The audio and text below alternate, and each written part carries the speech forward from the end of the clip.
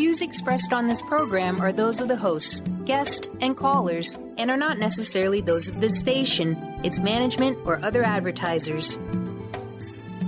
You're listening to Transformation Talk Radio.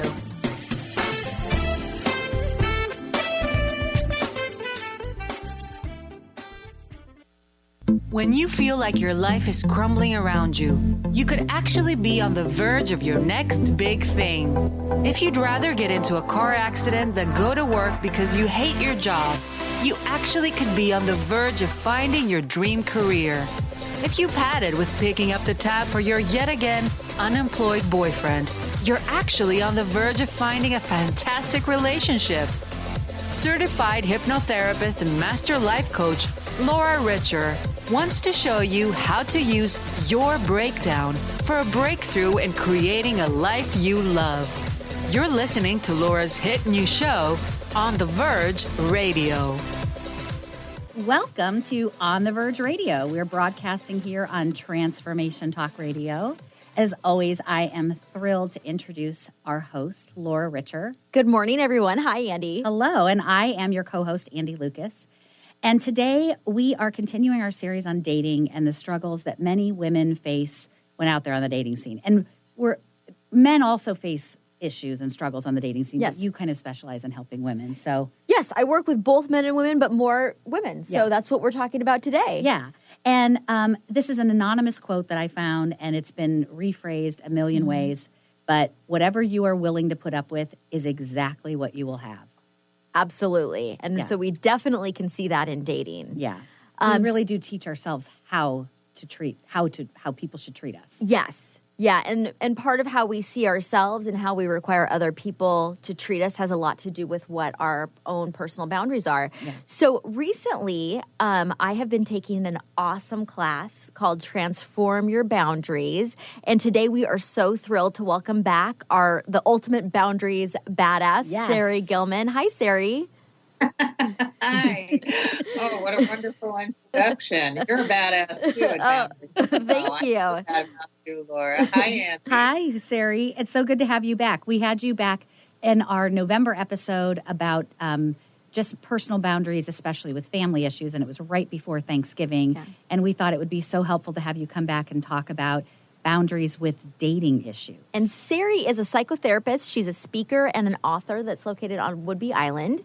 And she is the creator of the Transform Your Boundaries program. So let's just get right into it. Since boundaries are so important in dating, Sarri, I wanted to talk a little bit about some of the archetypes that you have identified in how people have trouble with their boundaries and how that shows up in dating. Yes. Yeah. So the archetypes that we all kind of experience as our workaholism, our sacrificer, being lovers who just love so much on other people, but we don't end up feeling so loved ourselves. And maybe you're somebody who has been an isolator and now you're kind of breaking into the dating scene, or a caretaker, and it's kind of time for you to start taking care of yourself, and you're looking for that relationship with somebody that would be more nurturing and giving. But whatever reason you're tuning in today, we are going to talk about some of the different patterns that people experience when they are dating, and start recognizing in other people and wonder, why do I keep picking the same kind of person? Yes, exactly. That sound familiar? Why do I keep picking this person, and how do I stop picking this person, or how do I recognize them a little sooner? So learning about these patterns that Laura, that you were just mentioning, is really a way for us to pay attention when we're dating people and start to notice who we're really dating. Yes. Yeah. So, and let's just get started. In my practice right now, deal a lot with people who have workaholic issues. So, Sarri, what do you think in dating? How does the workaholic show up? Well, does the workaholic or do they? up? Yeah. Great point.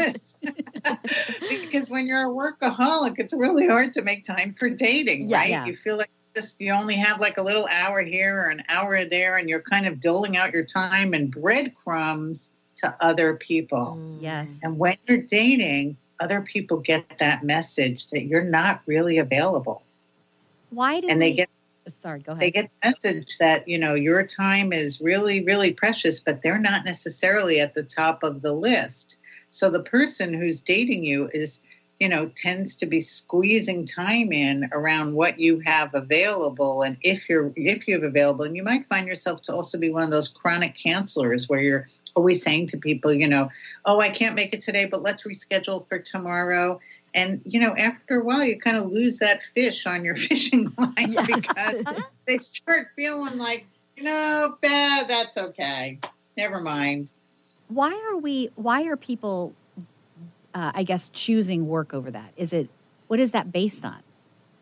Well, that work may be the place where you're really feeling successful and where it's really important for you to earn money and where you get these immediate feedback that you're really needed and you're trying to achieve something. You've got goals around this.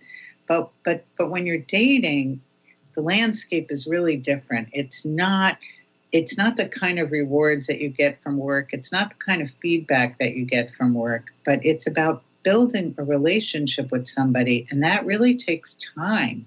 And that's one of the things that workaholics really struggle with is actually taking the time to really step away from work and really get to know other people and practice getting to know other people deeply and letting them get to know you, getting to know you away from your work, right? Yeah. Who are you? Yeah. And that's really scary, right? If you're a workaholic, like what else is going on in my life other than my work? Yeah, right. It's sort of like that question, well, who are you? You say your name, oh, what do you do?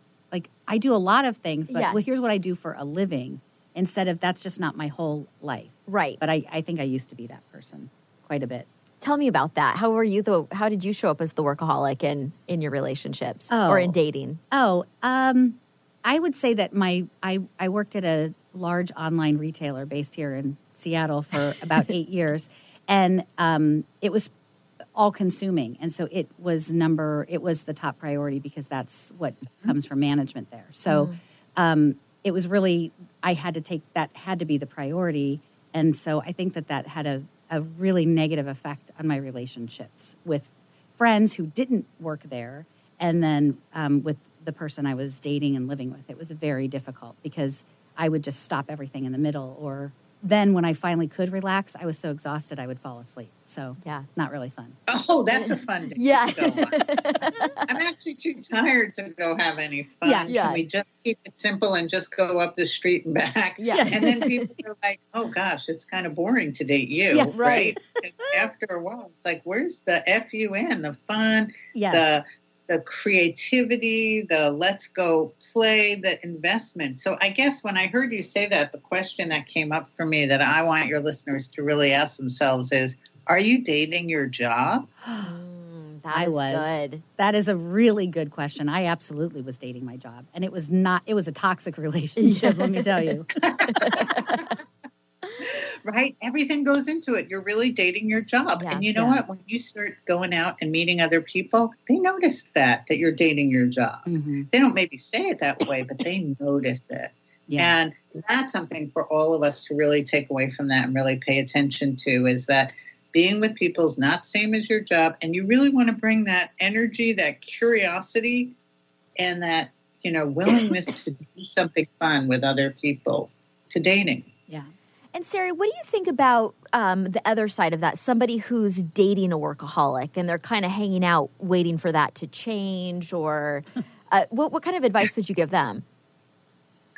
Well, there are a lot of people dating people that are workaholics, and it's interesting because not everybody is a workaholic. So if you're not a workaholic and you're dating somebody where the first thing, the most important thing, or maybe the only thing really going on in their life is their work, you really have to ask yourself, does this person have the time and space? And if they don't, are you the kind of person that can build your own life? Because there are plenty of people that are very happily married to workaholics. But what makes it work really well in a dating relationship or a long-term relationship is if you are the kind of person that can make your own fun.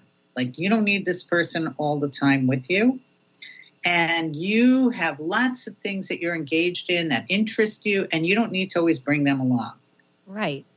Now, if you're that kind of person, you can do pretty well with a workaholic. Okay.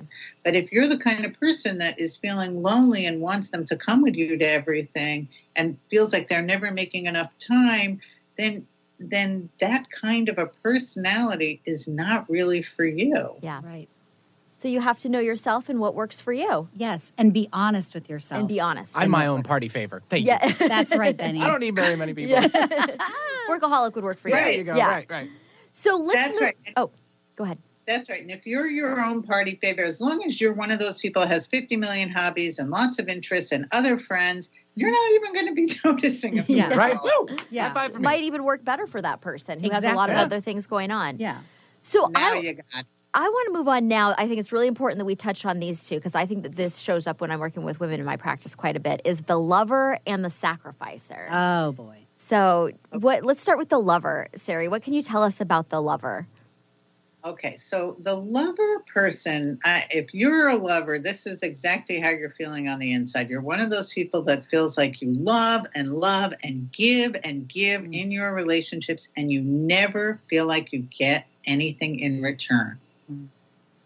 And so you feel like in your relationships, you're the one that's loving on everybody, reaching out, setting things up, getting things organized, but you never feel like anybody's really deeply reaching out for you or deeply loves you.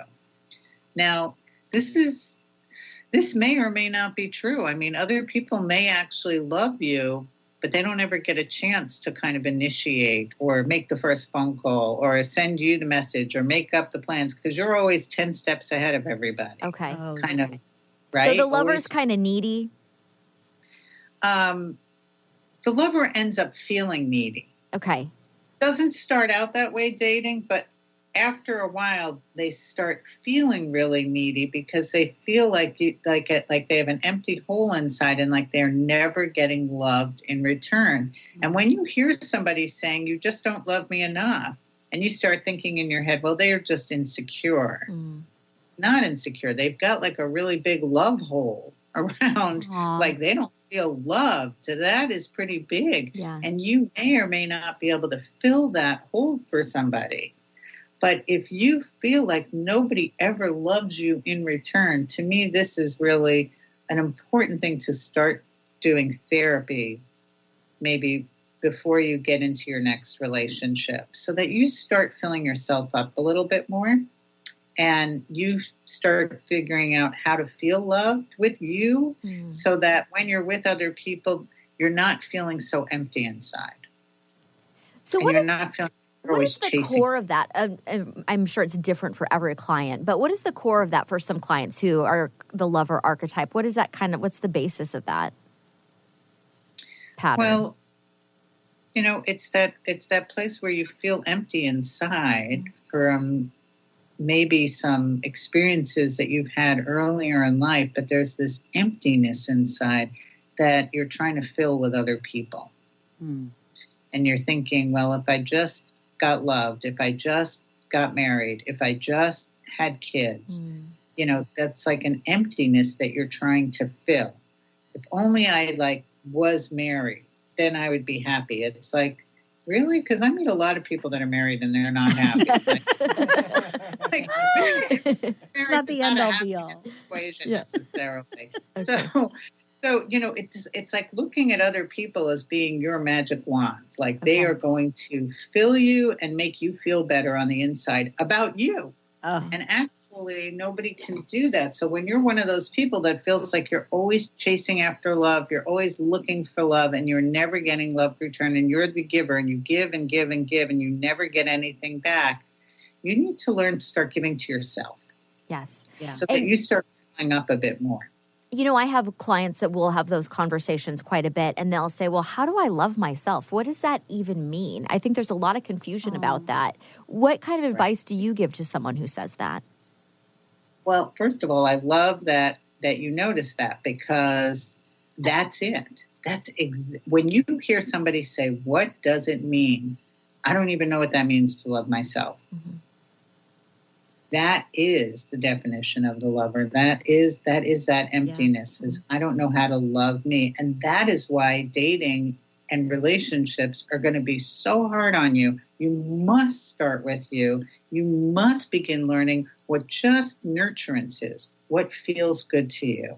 How can you nurture yourself? How can you fill you? How do you give to you rather than giving to everybody else? Because if you keep walking around this world this empty on the inside, you are going to get a lot of pain. Yes. Yeah. And so we want you to do that work when you feel empty on the inside. We want you to do the work because you can learn to love you. Absolutely. Yes. You can learn to nurture you. You can learn to feel better. And you don't have to suffer like this anymore. And then when you meet somebody, they don't have to make it their job to try to make you feel loved, because they won't know how to do it either. If you don't know how to do it, they're not going to know. Exactly. Yeah. Well, didn't you say that at the beginning, Andy, with your quote? We teach people how to love us. Yes, we do. We absolutely teach them how to treat us. So if we don't know, we don't even know what to teach them. Exactly. So there's the lover who just loves and loves and loves, but there's also the caretaker. Is that the caretaker and the sacrificer? But the caretaker, I think of someone, well, tell us about that. Who is the caretaker? Well, the caretaker is somebody who either may really genuinely have people in their life that they must take care of, and it may even be part of their work that they are taking care of people. So they could be in their work, it could be in their personal life, but this is somebody that always feels like they are needed by other people, and so they must take care of them. And caretakers do well to date people that are very nurturing. A really kind of gentle, nurturing, loving kind of person.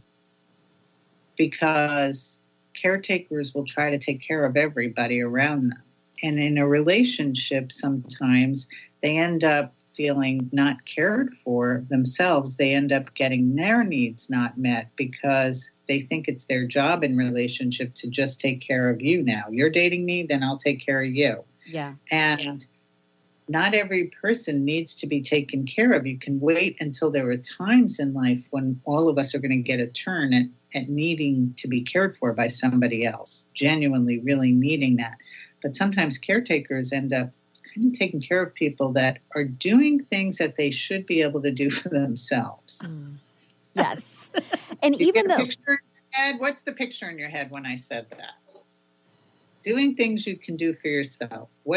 I would say just even something simple like packing someone's lunch or getting them water or grabbing the remote or doing stuff that I think the person that you're taking care of then kind of comes to expect it because they know you're going to do it, but then you feel resentful for doing it.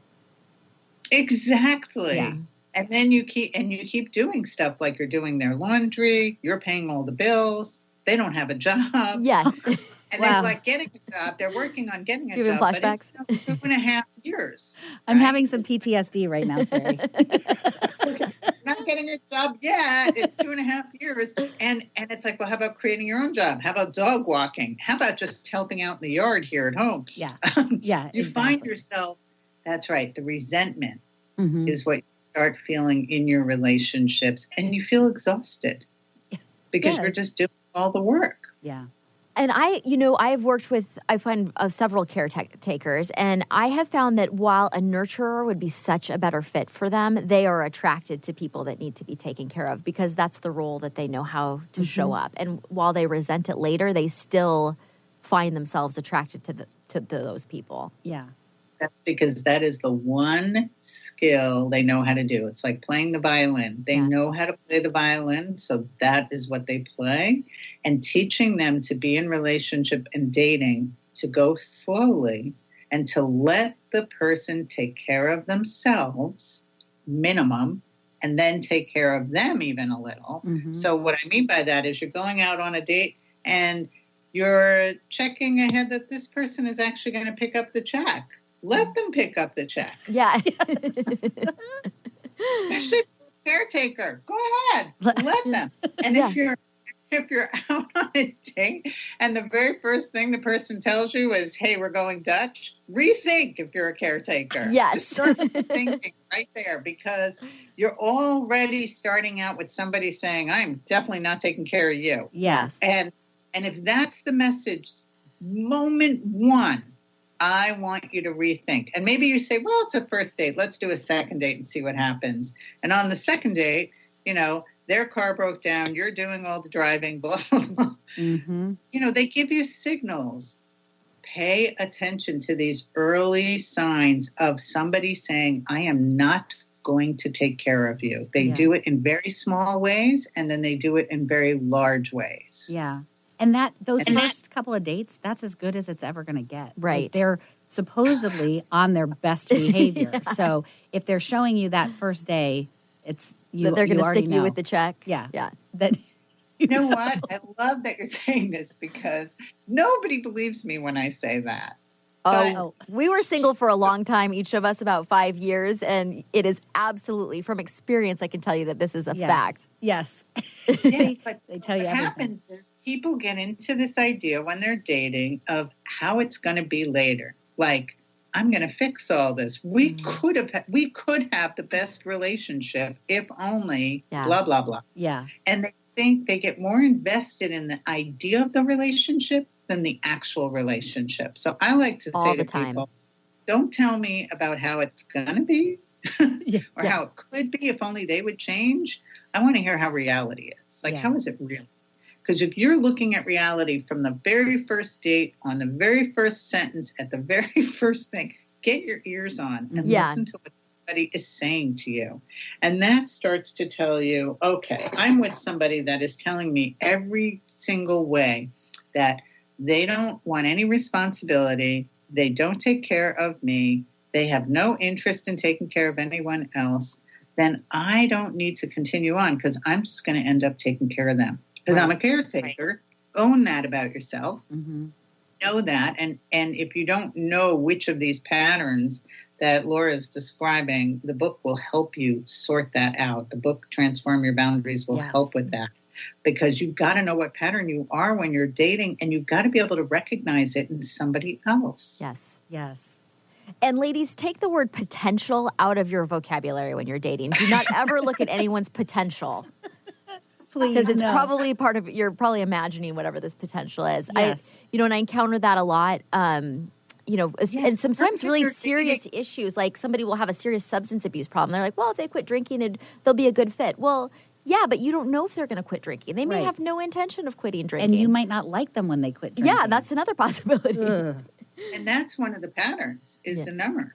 Oh, so let's go into that. It's a number, and one of the things they do is drink. When they're done drinking, let's say that potential happened, and this person stops drinking. All right. Yep. But if they're a number, they're going to go on to the next numbing behavior. Yes. So then you're dealing with somebody who maybe is a sex addict online. And then you're dealing with somebody who has a gambling problem. Mm-hmm. Whatever it is, they're going to go from one numbing behavior to the next. A number is a number. Yeah. And so learning how to numb safely, or numb without hurting people, or numb without hurting your partner is really important. Some people have really safe numbing behaviors, right? Like maybe their thing that they do that they numb out at the end of the day is a little bit of Netflix, and then they're done. Yeah. But they're not showing up, falling under the table drunk, or unable to drive, or, Sorry about that, ladies.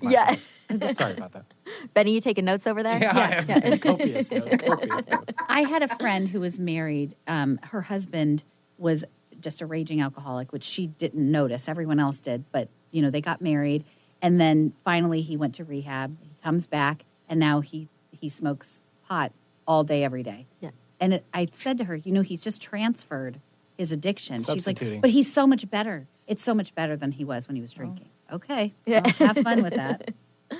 Right. It's still numbing behavior. And so it's a lot of, and people who numb tend to, when we're numbing, all of us need a certain amount of numbing. Mm-hmm. But when we are like living like that, like all day and all night, when we just live in the numbed out world, we're not really connecting to others. Mm-hmm. And numbers are really hard to have a connection with, because you end up feeling like they don't really see you or even know you.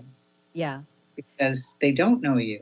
They're too consumed with just not focusing on anything but the thing they're numbing with. I know. Yeah. It's so sad.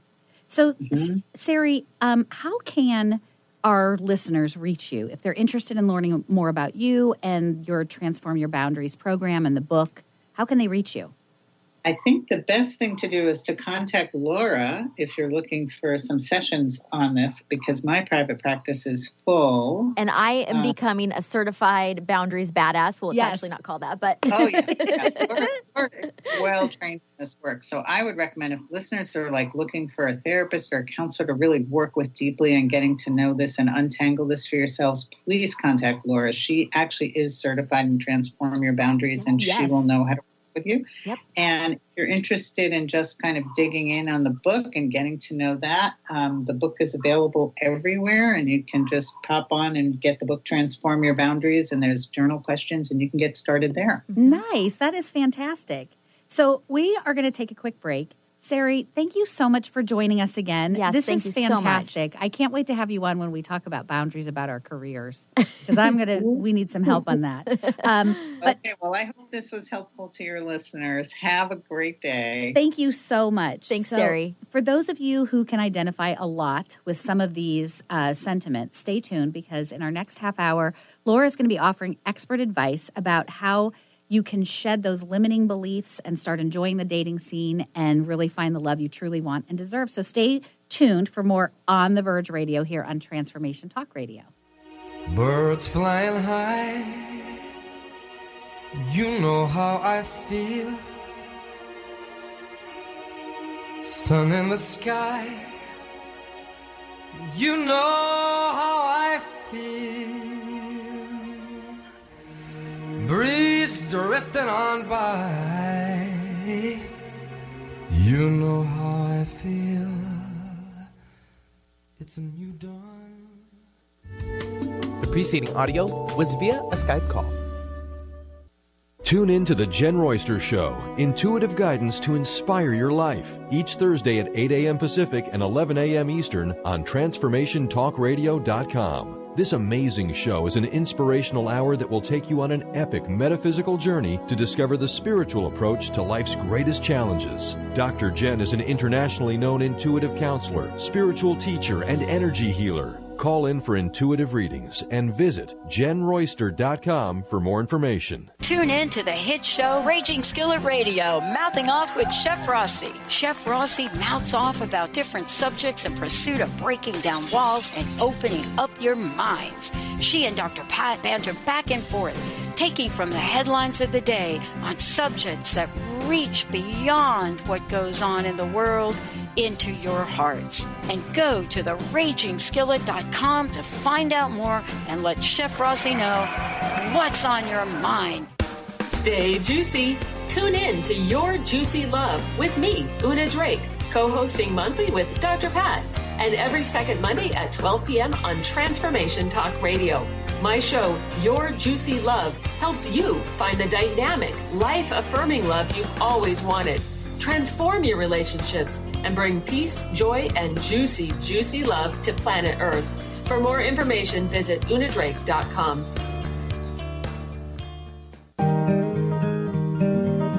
Interested in deepening your spiritual practice? The School for Esoteric Studies offers online training to spiritual seekers from all paths of life and individual coaching. Our courses synthesize Eastern and Western spiritual traditions based on meditation, study, and service applied to everyday life. To learn more about our courses and services, please visit www.esotericstudies.net.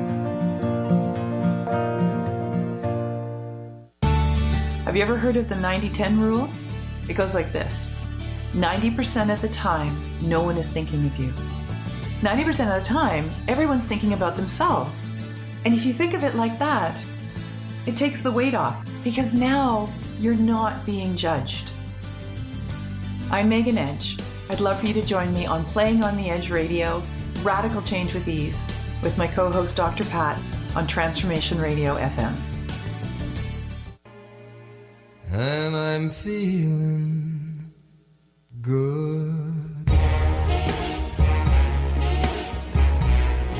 I'm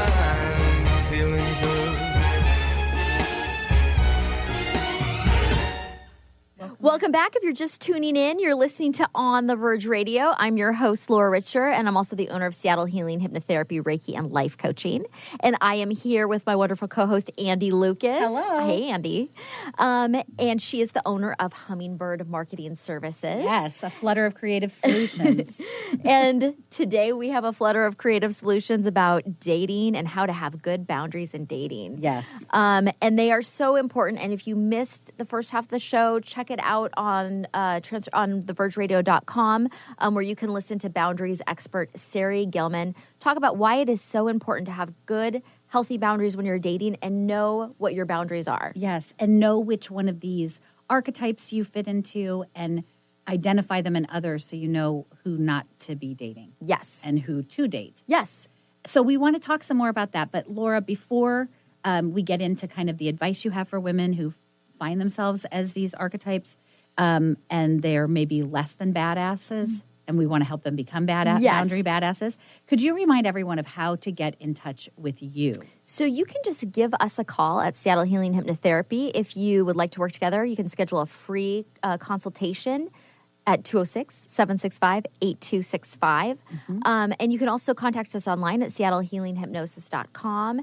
And then if you're just focusing in on dating, if that's kind of the challenge in your life right now, we have a very special program for those clients, and you can find out more about that at richerlove.com. Laura Richer's Richer Love. That's right. Which is a 12-week dating program that, you know, includes one-on-one coaching as well as dating support through the Sisterhood. Yes. There's also group support, one-on-one coaching. And part of that program is helping you to identify what are your boundaries, maybe what is your boundary archetype, and how you work with your specific challenges in that area so you can attract the right person to you and have an amazing dating experience. Yes. Because dating can be fun. It can be. It can be miserable, yes. but it can also be a lot of fun. And you can meet some fun people and just have a good time and finally find the love that you truly want. Yes. So it's all about understanding yourself and awareness. And, you know, so some of the things that we already touched on was the lover who doesn't know how to love themselves and they're looking for someone outside of them to do that.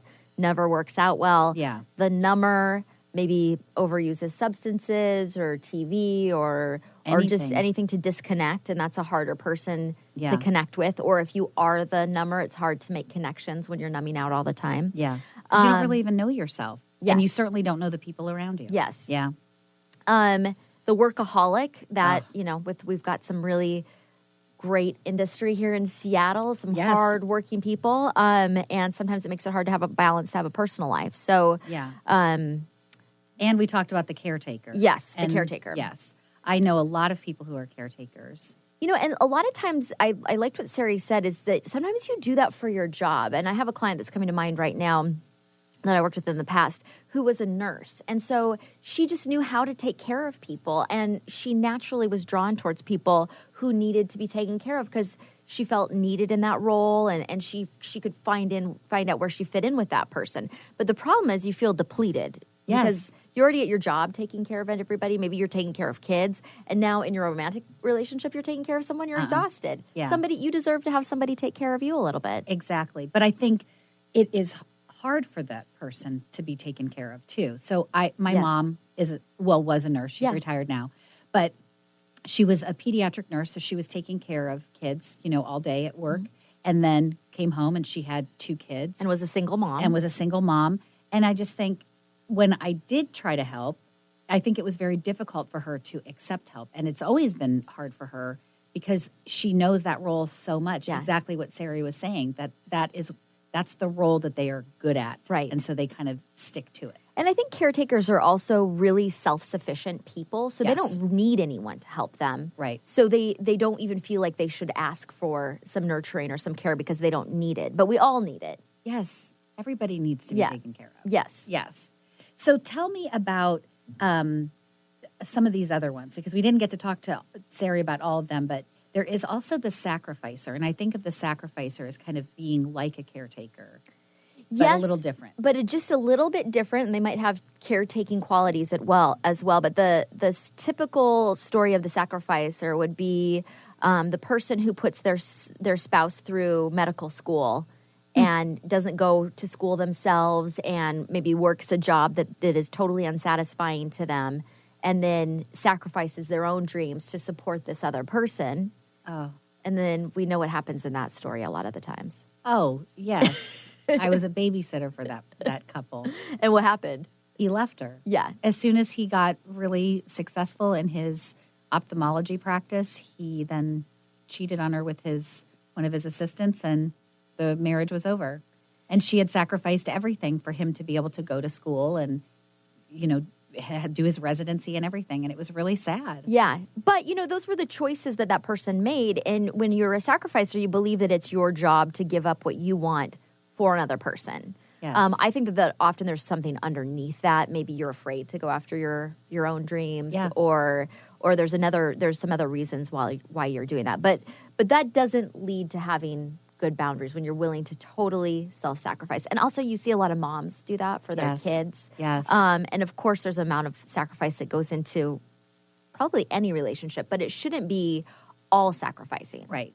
Where you've totally lost your sense of self. Yes. So the sacrificer in dating, I think, would kind of show up as, oh, we can do whatever you want. You want me to drive 3 hours to meet you? Yeah, I could do that. I don't want you to have to go too far. And what else? What do you? Well, I will say this. I think that I used to be that person. Okay. And then the last kind of year of dating, I stopped doing it because I realized it wasn't helping me in any way. And I remember there was this gentleman, it was going to be our second date, and he lived on the east side and I am over in Seattle. And so the first date I was over on the east side. So the second date he was coming over to my side of town, and he texted me and was complaining about the traffic and all of this. And I said, you know what? Just forget it. Yeah. Because he was, like Sarri said, he was telling me everything I needed to know right then. Yeah. It was always going to be a problem. Yep. And so he was shocked. What? Yeah, just forget it. Yeah. Well, and he was showing you that he wasn't really willing to go out of his way that much. And you had already gone over to meet him. So it was his turn. You were trying to keep it balanced, and he was showing you he wasn't interested in doing that. Exactly. Without a fight anyway, or listening to the complaints. Yes. Exactly. So, and I think that is very important. And I love that Sarri said that. I think we always kind of want to hope for the best. But sometimes in dating, that's not the best move. You really need to be listening and seeing the clues. People will show you who they are. And if they're unwilling to drive from the east side, for those of you that aren't in Seattle, that's probably an hour drive. Yeah, with traffic. Yeah. On your second date, when you've already done that for them. Then forget it. Yeah, exactly. Say goodbye. So there's the sacrificer. Yes. And then...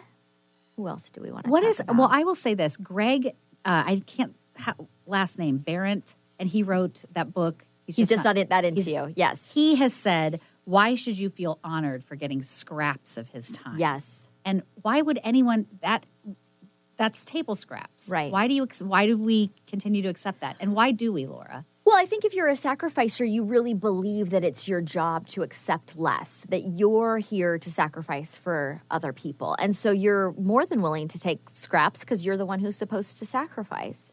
But ultimately, that doesn't lead to happy experiences in dating. Most people will become all people will become resentful that that's what they've had to do. So how do you work with someone who is a sacrificer? I mean, what kind of work would you do with them in your practice? I would want them to get clear, to help them get really clear about what it is that they're looking for.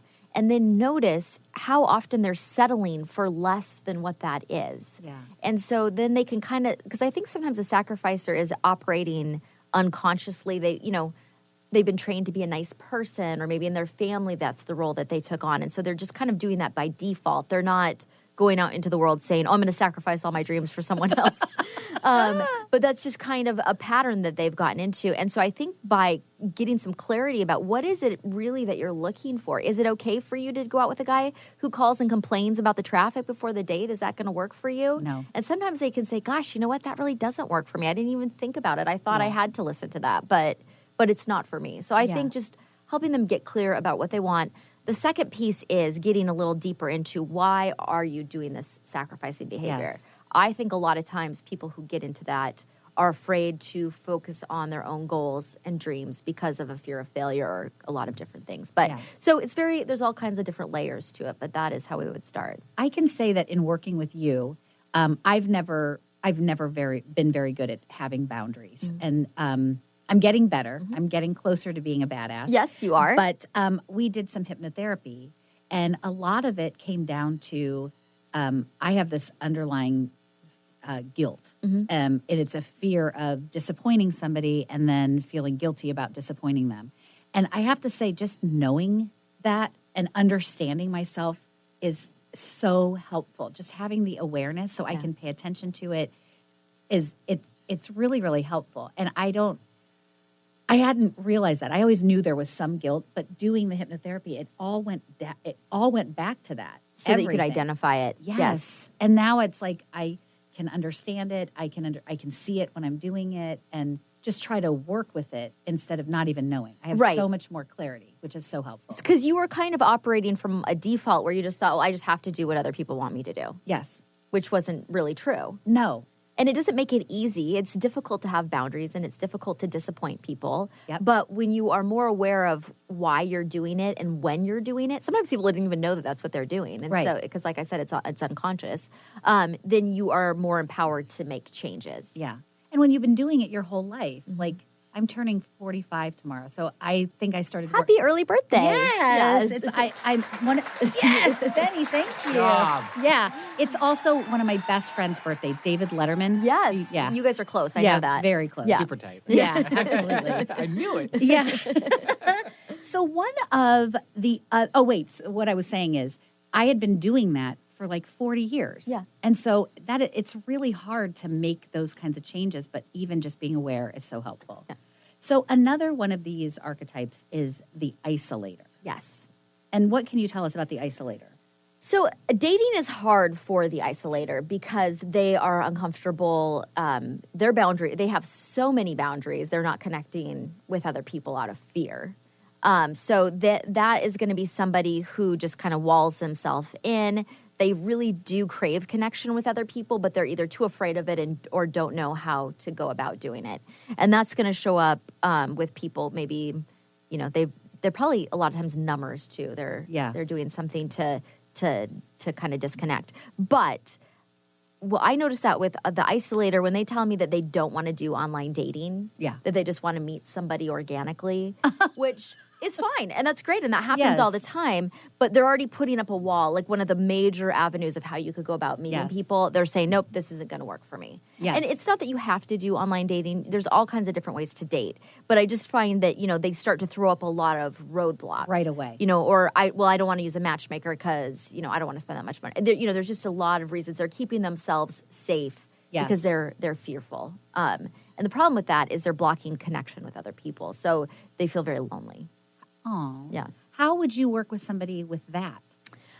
Who is an isolator? How would you kind of work with them? I would want to work with them, and everyone would be different, of course, but there's probably some issues around self-love and self-acceptance. Maybe they don't believe they're worthy or good enough. Maybe they have social anxiety.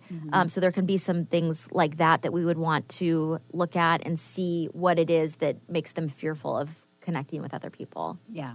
Because, and if you don't want to connect with other people, that's completely fine. But these are people who do want to connect, but they're afraid. Yeah. They're telling you they want a relationship. Yes. They want this other person in their life. They want to share their life with someone, but they're too afraid to take the steps. Yes. And maybe they were traumatized in a past relationship, and it's scary to try it again. Maybe they are really fearful of rejection.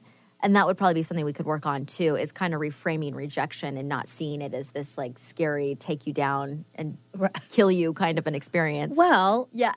I actually have a quote here from Matthew Hussey who says, remember, the pain of rejection is nothing compared to the pain of regret. Exactly. Yeah. Oh, my gosh. So I feel like it's much more painful to live an isolated life when you desire connection with other people than risking rejection. But sometimes we have to be in the right mindset for that. And those are with coaching, hypnotherapy, Reiki. We got all kinds of things we can do to help you get into that mindset. Yeah. And not be afraid of rejection. And, rejection sucks. It doesn't feel good. Nobody likes to be rejected. But if you are practicing self-love and self-acceptance and you know that you have got you, it's not really that big of a deal. That is very true. Yeah. And we have talked about that on some of our other episodes, that once you are secure with yourself, then you kind of you have you. Yeah. You have your own back. Yeah. And you're not fragile. You can bounce back from a bad date, from a relationship that fails.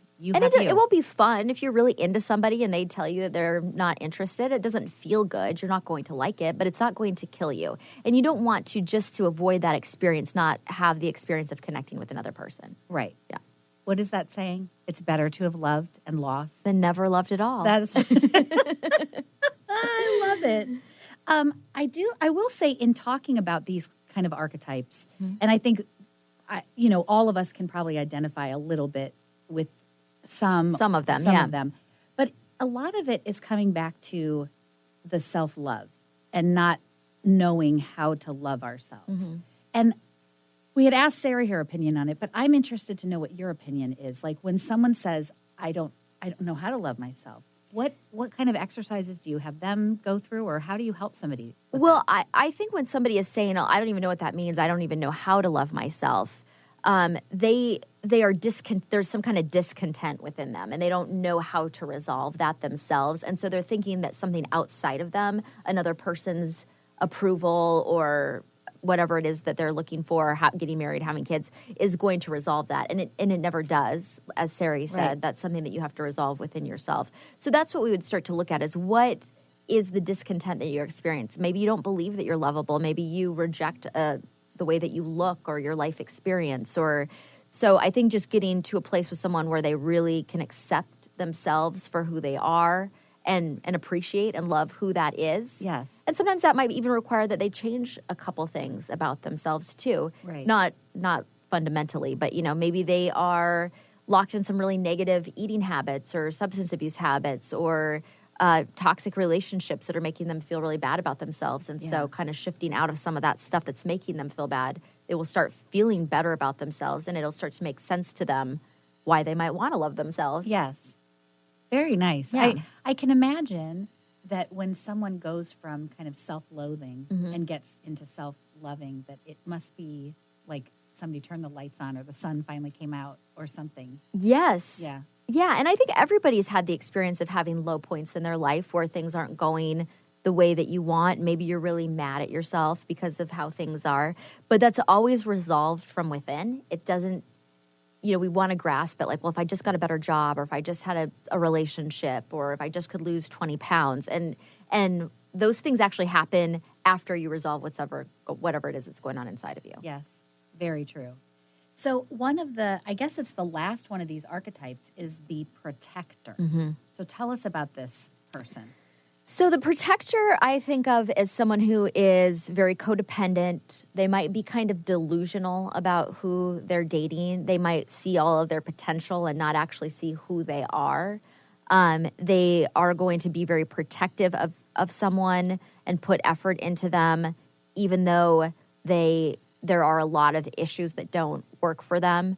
So maybe somebody who, has been with someone who's been unemployed for years and isn't contributing and is putting all the burden on them, but they make excuses for why that's okay, when it really isn't okay with them, but they insist that it is, or has substance abuse issues that other people are saying, hey, there's a problem here, and the protector's going to go, no, everything's fine. He's in a better mood when he has his martini at night, or so they're overlooking things, and they're very codependent. They're trying to protect the flaws of the person that they're with. Is that caring too much? Is it because they care so much about what other people think, or they care so little about what they think? What's going on there? I think that they just have very, very much disconnected from their own inner voice, and they have transferred all of their focus onto taking care of or protecting this other person. So it's kind of like a caretaker a little bit too. I think it's a little bit different, but they're projecting onto somebody. So I guess a caretaker, I think, might know that there's problems, but take care of them anyway. The protector is projecting a potential onto somebody and kind of delusional, missing everything that's actually happening. Oh, yeah. Are they really missing it? They're just turning a blind eye? I think that they are maybe downplaying it or turning a blind eye, especially when we look at like issues with substance abuse. I think I've seen countless cases of spouses who have said, I didn't have any idea that it was that bad. even though it's in your face every day, you don't want to see it because you don't want that to be the truth. So because then everything's going to change. Then everything's going to change, and you may not want that. And it might be just hanging on by a thread, but you want to keep it the same. So in dating, like we just were to talk about, those are, I think that kind of refers more to more established relationships. But in dating, I think it's looking at potential and not looking at what's actually happening. Right. Not. Yeah. Yeah. If I was a protector and I talked to my friend and I'd be like, yeah, he stood me up a couple times, but he's really busy at work and, his mom is sick, and I'd be making excuses for that person. Oh, wow. Yeah. So how does, we keep going back to the caretaker because you see a lot of caretakers. We both know a lot of caretakers. We've both been caretakers. Yes, my mom's a caretaker. And I got to tell you, having a caretaker as a mom is really fantastic. I have a mom who's a caretaker too, and it is. It's really, really fantastic. Because you just feel so loved and taken care of. Yes. It's really fantastic. But maybe not for them. No. Yeah. Yeah, exactly. So I do wonder, how does that show up in dating? What is the caretaker doing in dating? I think the caretaker is looking for people to take care of because that's, the role that they know how to play. So they might be, actually attracted to people who are somewhat dysfunctional that need somebody to take care of them. Yeah. But the problem is, like Sarri said, that type of a personality, and again, people who work in caretaking type businesses, nurses and any kind of healthcare worker, massage therapist, whatever it is, you're putting this energy towards taking care of a hypnotherapist. You're taking care of other people. It's really, you need some balance in your life. So what you actually need is somebody who's more nurturing, who doesn't need a lot of caretaking and can offer you some of that. And of course, in a relationship, like Sarri said, we're all going to have our turn where we need somebody to take care of us, or we get sick or injured or emotionally down or whatever it is. But you don't want somebody who is going to need that from you all the time. You'll be completely depleted. Yeah. So in these, looking at, the lover, the number, the protector, the isolator, the workaholic, the sacrificer, and the caretaker, are we just, if I'm one of these, am I just destined to be this? Is there a chance to change? No. And I think that we all have some of one or of a few of these probably. Yes. And so it's just about being aware of what our patterns are so that we can change them. So I have always very much been a caretaker. I work in the healing arts. I was in my past in relationship with people who needed caretaking or didn't or asked for it. And I just took it. Yeah. But I was extremely depleted in those relationships. And when I really learned that about myself and I learned about what I needed, I realized that is not a good fit for me. And so in my relationship now, I'm actually with somebody who helps, is very nurturing and takes care of me and very self-sufficient and doesn't need me to do a lot of things for him. I mean, I will and I want to sometimes, but he doesn't need that from me. Yes. And isn't that refreshing? Yeah. Oh, God, it's so much better than, It is. You guys are a really fantastic team, and there is such a nice balance. And I think that's something that I never really had in my past relationships. Mm-hmm. I feel that I have it now, where there's a balance, where it is an even give and take. Right. And sometimes I'm maybe more stressed out and he has to take care a little more, or vice versa. And it's really refreshing. Yeah. So I think, both of us kind of found ourselves with people who are also caretakers. I think two caretakers do good together. It's fantastic. Yeah. Two numbers do not do good together. No. N-O spells nuh-uh. All right. So, Laura, we have about a minute left, and I just would love for you to remind everybody, how can people find you? You can find me at seattlehealinghypnosis.com. You can also find us, if you are a lady looking for love, at richerlove.com. You can just give us a call to set up a complimentary consultation at 206-765-8265. And we are all over social media at Facebook on The Verge Radio, Instagram on The Verge Radio, Twitter on The Verge 18, YouTube. We're everywhere. I mean, you can find us everywhere. Yeah. And you can always watch and listen to archives of the show, because we video all of it. So you can do all of that at onthevergeradio.com. So, and always reach out. We'd love to hear your comments and your questions for the show. Yeah. But this has been a fantastic episode. Thank you again, Sarri Gilman, for joining us. And we look forward to talking next month on The Verge Radio here on Transformation Talk Radio. Thank you. You've been listening to On the Verge Radio, using your breakdown for a breakthrough with Coach Laura Richer. We all have that moment in life when we are on the verge of big change. This time of transition is a wild and unknown place. How will you show up? Embrace the positive, drop the negative, and you can experience total transformation. Schedule a breakthrough session with Laura at seattlehealinghypnosis.com. Laura will help you discover the path to creating rapid and positive changes. Tune in every month for On the Verge Radio with Laura Richer.